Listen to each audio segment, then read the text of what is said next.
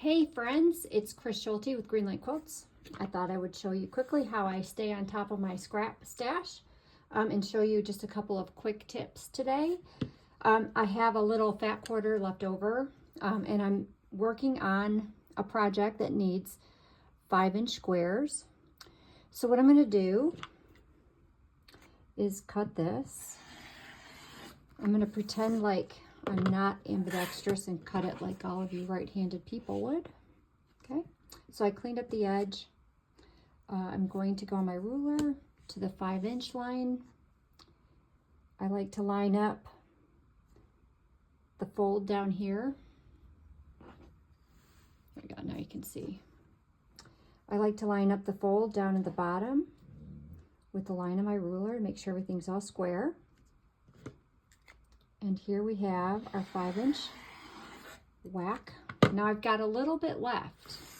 So rather than just letting it lie, I'm going to measure as much as I can. So it looks like I can do a 2.5-inch strip. So I'm going to cut this guy 2.5 inches. And I do this pretty much with all of my little pieces that are close to the end. Usually anything more than 9 inches I'll fold up and put on my shelf. But here we have a 2.5-inch strip. And I'd like to show you over here that at the base of, or at the end of my cutting table, I have all of my little bits that I've cut. So I put the 2.5-inch strip down here. And then I have tubs that are marked, and these are all my background 2.5-inch slices. So I put those in there. And as I go on,